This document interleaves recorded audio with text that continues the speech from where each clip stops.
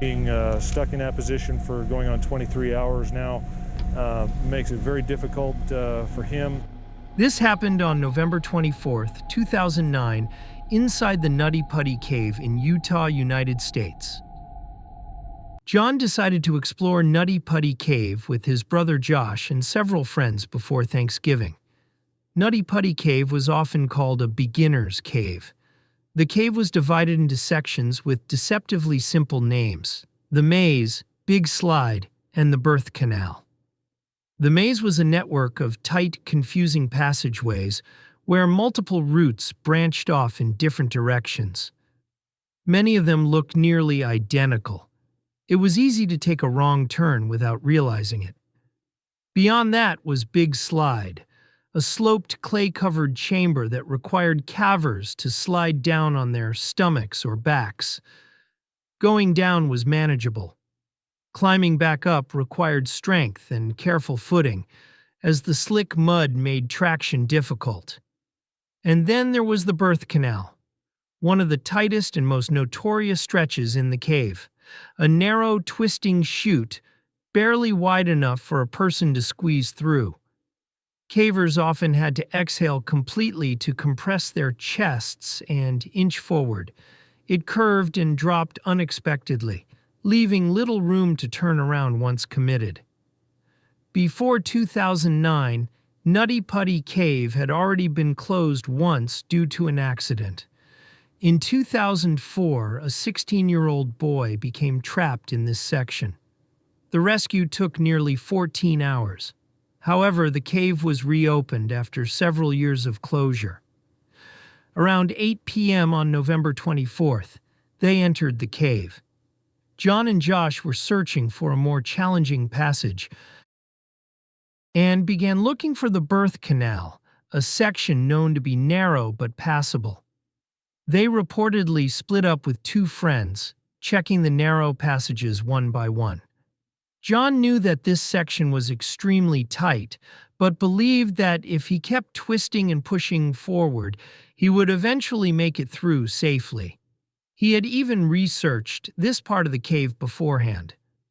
However, there was something he did not realize. Earlier on, he had taken a wrong turn, and the passage he was in was not the actual Birth Canal, but a different, uncharted section of the cave. John chose a waist-high opening and entered headfirst. The passage was not a straight line, but twisted like a corkscrew, requiring his body to contort as he moved forward. Among other explorers, this section was known as one that only the most flexible could barely pass through. Then came the critical moment. John encountered a fissure that dropped almost vertically in front of him. John exhaled, compressed his chest, and slid over a rock lip downward. The moment his chest expanded again, he became stuck. Rescuers later believed that the more he struggled, the deeper he slid into the narrower side of the fissure. One arm was pinned beneath his chest, and the other was forced backward. He was nearly upside down. Josh, hearing his brother's call for help, crawled inside. But the passage was far too narrow. Josh wrapped his legs around John's calves and tried to pull. John's body moved up slightly, but with nothing to brace against, he slid back down into the crevice. That was the moment he realized this was not just a minor mishap, but something truly serious. Josh crawled back to the surface and called 911, and someone stayed inside with John so he would not be alone. They tried to calm each other by talking quietly and even humming hymns together. Rescue teams began to arrive. Among them were rescuers specially trained to navigate extremely tight spaces. One of them was Susie. Because of her smaller frame, she was considered one of the most suitable rescuers to reach John. At 12:30 a.m., Susie reached John. By then, he had been trapped for over 3 hours. The tunnel was no wider than the opening of a washing machine. She had ropes tied around her ankles in case she herself became stuck. When her headlamp beam fell upon John's shoes, she spoke to him. "Hi, John. My name is Susie. Are you okay?"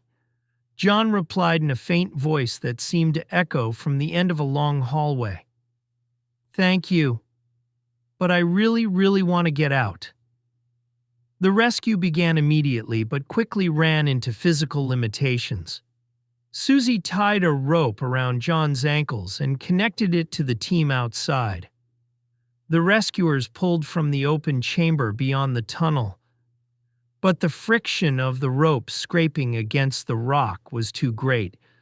The force simply did not transfer effectively. The team began anchoring equipment into the cave walls to reduce friction. They inserted climbing cams and added pulleys between them to change the rope's angle. However, the walls were coated in thick layers of powdery calcite, making the anchors unstable. To pass even a single piece of equipment forward, someone had to crawl through the narrow tunnel again. Each round trip took nearly an hour.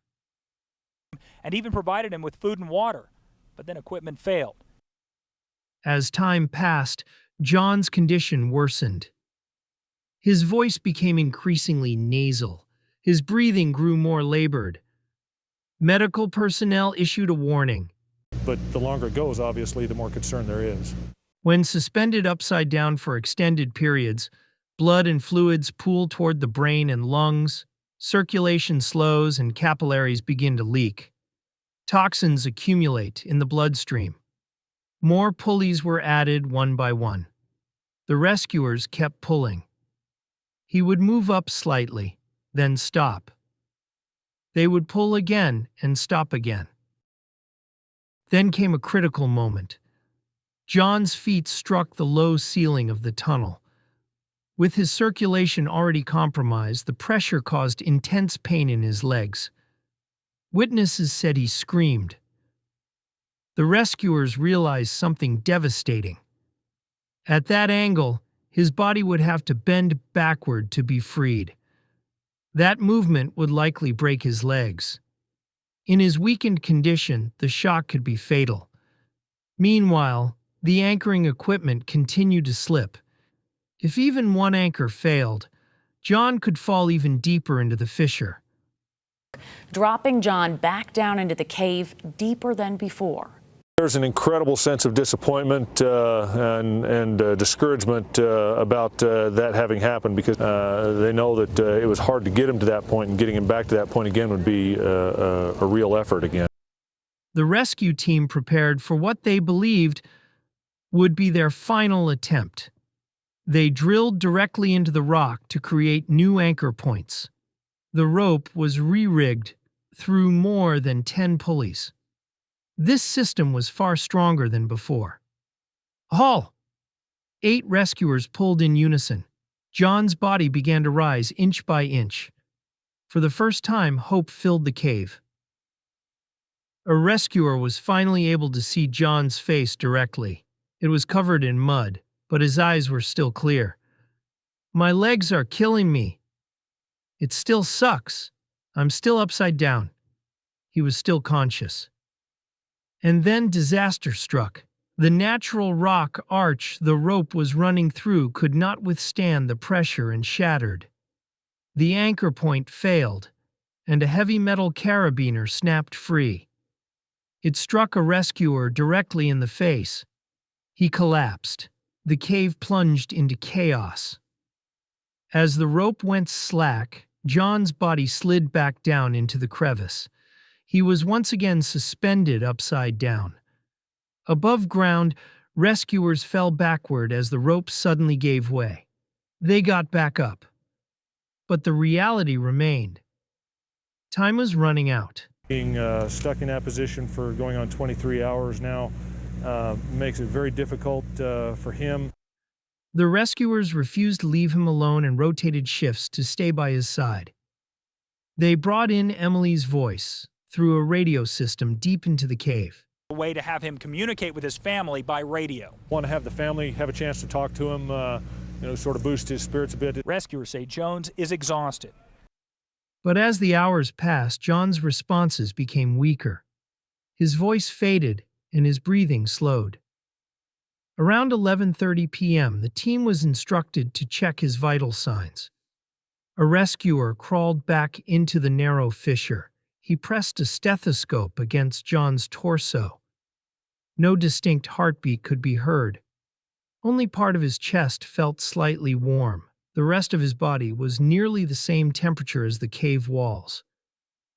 His legs were far stiffer than before. Rigor mortis appeared to have begun. At 11:52 p.m. on November 25, 2009, John Edward Jones was pronounced dead. The young father died inside. At midnight, Jones was declared dead. At midnight, Jones was declared dead. After John was declared dead, the situation became even more complicated. A rescue that had been nearly impossible while he was alive became exponentially more dangerous after his death. John's body was wedged deep inside a narrow, twisting passage. He could no longer twist his body or push himself upward. As rigor mortis set in, his body grew increasingly rigid.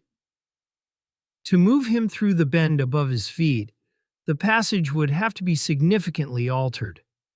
With hammer drills, it could take days, possibly even weeks.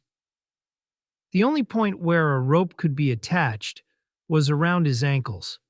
After 27 hours, they stopped the rescue.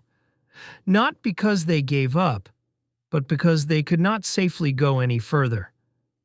John was stuck deep inside a narrow bend. The rock curved above him. There was almost no space to work. To pull him out, they would have to break the cave itself. But every strike of a drill could loosen stone. Every movement could trap another rescuer. The cave had already taken one life. They would not let it take another. So they made the hardest call. They left him where he was. Soon after, the cave was permanently sealed as his tomb. Workers poured concrete into the entrance. They did not want anyone else to crawl into those passages again. Years earlier, a teenager had survived after being trapped inside. This time, the ending was different. Today, a small plaque stands near the site. John was a father who loved adventure, a medical student with a future ahead of him, and a husband and father of two, and a man who believed he could make it through.